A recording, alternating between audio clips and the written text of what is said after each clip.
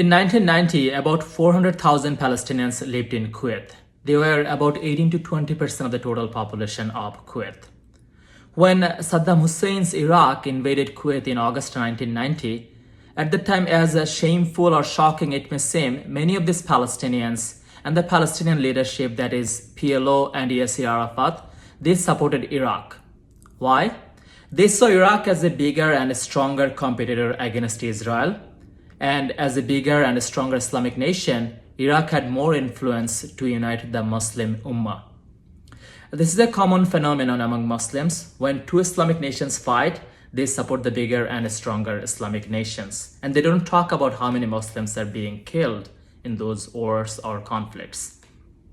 This is the same thing happened during Bangladesh Liberation War when the Muslim nations, they supported Pakistan. Anyway, when Kuwait was liberated by the United States and some other nations, including some Islamic nations, after that, Kuwait gave these Palestinians 1 week to leave Kuwait. To leave Kuwait immediately within 1 week. Of course, many Palestinians left during the war, and within 1 week, Kuwait got rid of about 18% of its total population. Many of these Palestinians were from Jordan. They had Jordanian passport, so many of them went back to Jordan, and many came to United States and other Western countries. Does that mean Kuwait support Israel? No, they don't. Kuwait doesn't even recognize Israel, and they don't have any relationship with Israel.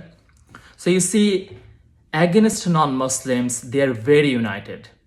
But among Muslims, there are many groups, many sects, and then they fight with each other as well. Now, if you know about this history of this Palestine, if you study history, you will see this Free Palestine thing is one of the biggest made-up lies. And the whole purpose of this Free Palestine, you see, of this Palestine chaos, the whole purpose is to kill the Jews, spread jihad, kill the non-Muslims, and terrorize the non-Muslims, and globalize the jihad. Now, this jihad, this Islamic jihad, have been imported to these Western countries. And that is what we are seeing under this Free Palestine disguise. And this is a very classic Islamic technique. They spread the jihad and then they blame the victim for that.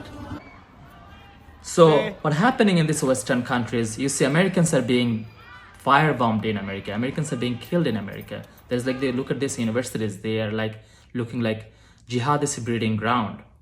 So they're using your freedom of speech, your generosity to start chaos, to spread jihad in your country, to destroy your culture, to destroy your civilization.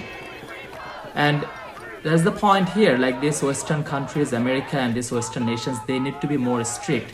You cannot apply these nice, respectful Western laws against these barbarians, against these jihadists. They're here to destroy your country, destroy your civilization. They hate it. Look, Hamas, Hezbollah, these are jihadist terrorist organizations. These are recognized terrorist organizations. Anybody who support this kind of organization, terrorist organization, they should be arrested, they should be deported. It's as simple as that. And if you play it nice, if you just hide behind this political correctness, it will not end well. It will not end well. If you think after this Palestine thing, it will stop, no.